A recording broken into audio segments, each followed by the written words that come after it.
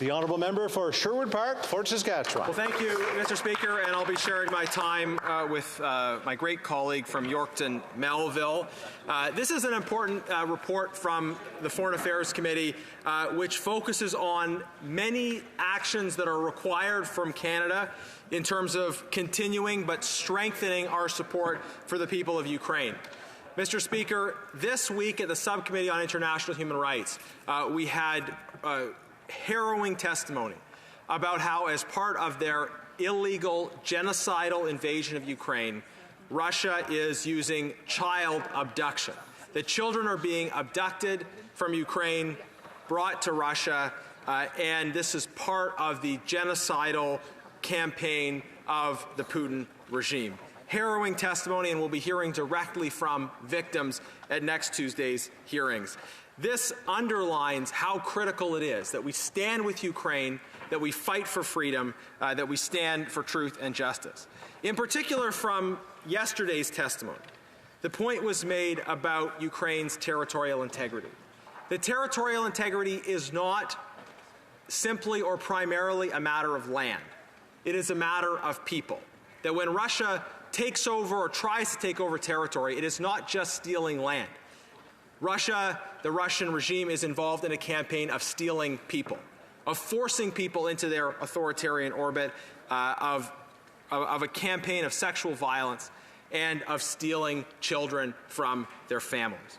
So when Ukraine fights for territorial integrity, when it demands respect for territorial integrity, this is not just or primarily a matter of land, it is a matter of people, preventing the Putin regime from stealing people. Mr. Speaker, this report, a unanimous report from the Foreign Affairs Committee, which we are seeking to concur in today, has many different recommendations, all of which are important, many of which speak to justice, to bringing the aggressor to justice, to steps Canada can take, including, for instance, supporting the Special Tribunal for the Crime of Aggression. Recommendation 4 speaks of expelling diplomats, some creative ways of getting information to the Russian people, such as supporting free and open internet in Russia through the use of technology such as virtual private networks. Many recommendations which are valuable and I think would be relatively uncontroversial in this House. I wanted to focus in my remarks on two recommendations, that is Recommendation 12 and Recommendation 15. Recommendation 12 of this report says the Government of Canada not grant a sanctions waiver to Siemens Energy Canada Limited for Nord Stream 1 pipeline turbines as long as sanctions remain in effect. This was an important recommendation because last summer, instead of working to bring Canadian energy to Europe to displace Russian oil and gas exports, instead of trying to use Canadian energy as a tool to reduce European dependence on Russia, this government was granting a permit to an exception to sanctions to allow the export of turbines to facilitate Russian energy exports to Europe. Rather than helping to create jobs in Canada and support energy export from Canada to Europe, this government was more interested in allowing turbines that would facilitate the export of energy from Russia to Europe. And Russian energy exports have been critical for the Putin regime as they try to maintain their war. It's fueling the violence we're seeing, their selling of energy. And I think the area where this government has been the weakest when it comes to supporting our allies in their fight against the Putin regime is not understanding the importance of energy security and not understanding the crucial role that Canada could play. And it's a win-win-win, Mr. Speaker. Exporting our energy, developing our energy sector, and supporting the rapid export of those energy resources to Europe. It's good for European security and it's good for our economy. But so often we talk about energy as an economic issue only. It's an economic issue, but it's also a global security issue because most of the world's democracies are geographically small, densely populated nations that rely on energy imports. And as long as those nations are buying gas from Russia, they are sending back money which is being used as part of this horrific campaign of genocidal violence against Ukraine. So Canada, as a geographically large, sparsely populated country rich in natural resources, we have a unique and special role to play if we develop our energy sector and we export that energy, displacing that dependence. Instead, last summer, instead of thinking about this economic opportunity and security imperative, this government was granting a turbine to facilitate continuing exports of gas from Russia through Nord Stream 1 pipeline. This was a massive betrayal of our allies in Ukraine. And we had the ambassador from Ukraine before the Foreign Affairs Committee that was very clear about the fact that this was not at all what the Ukrainian government wanted. The Ukrainian government recognized the vital importance of allies standing united in imposing those sanctions, and this government failed. That's recommendation 12, Mr. Speaker, and I think it's important that the House concur in that recommendation as a sign of support for Ukraine. And to be clear, that never again should we allow the kind of weakening of sanctions that we saw last fall. Eventually, finally, after months, the government pulled back on that permit after sustained opposition pressure, but frankly, it sent a very negative and counterproductive message at the time.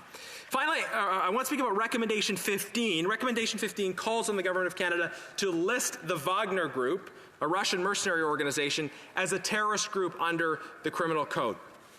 And this would be a critical step. The Wagner Group is responsible for horrific violence in Ukraine, but also for violence in other parts of the world. The Wagner Group is an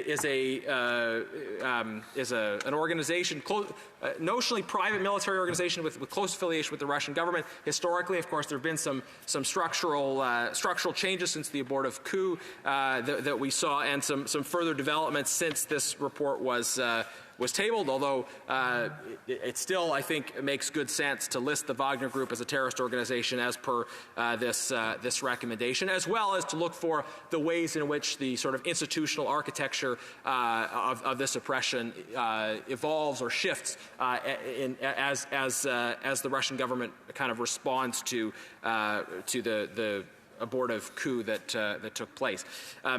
But the call for the listing of the Wagner Group as a terrorist organization, it's important in terms of delivering justice for the people of Ukraine and holding these violent terrorists accountable. It's also important for people of many other countries. There are many countries in Africa where the Wagner Group has been operating, has been in effect stealing from the people of those countries, and has been responsible for absolutely brutal campaigns of violence within those countries. We see the increasing deployment and use of the Wagner Group in particular in Africa, responsible for so much death and destruction, and a kind of neo-colonial policy of the Russian government trying to subject African countries and to deploy this violence against vulnerable people. This Liberal government has refused calls to list the Wagner Group as a terrorist organization. There was a unanimous consent motion in the House calling for that listing. There was this recommendation of the Foreign Affairs Committee, unanimous recommendation at the level of the Foreign Affairs Committee, I believe, calling for the listing of Wagner as a terrorist organization. This is another way where we need to see this Liberal government step up in terms of its support for Ukraine. So many different positive recommendations here in terms of bringing the Putin regime to justice, in terms of providing military and humanitarian support for Ukraine. All recommendations that Conservatives support. We strongly support the actions that are required, quickly delivering the support necessary to the people of Ukraine. And again, I want to particularly highlight these two recommendations where the government has been, unfortunately, missing in action. Number 12 on energy security. If Canada is going to support Ukraine effectively, we must attend to the energy security dimension of this conflict. We must attend to the reality that the Russian regime relies on energy exports in order to fund this aggressive war, and Canada can provide an alternative for countries that have in the past been dependent on Russia. We must attend to the energy security dimension, and we must recognize the terrorist groups like the Wagner Group that the Russian regime is using for violence in Ukraine, for violence at home, and indeed for violence around the world. Concurring in this 10th report, including recognizing the importance of those particular recommendations, would go a long way, and we're proud to propose that the House take these steps today to make these important acts of recognition. Thank you. Before we go to questions and comments, I see their hands up.